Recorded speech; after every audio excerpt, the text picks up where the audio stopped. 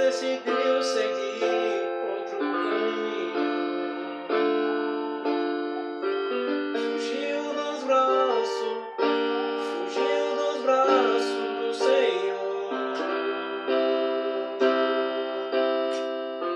Mas Cristo não te deixará sozinho a caminhar. Com Ele estará sempre a trilhar.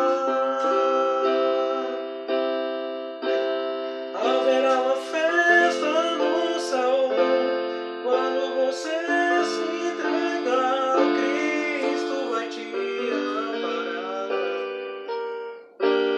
Quando você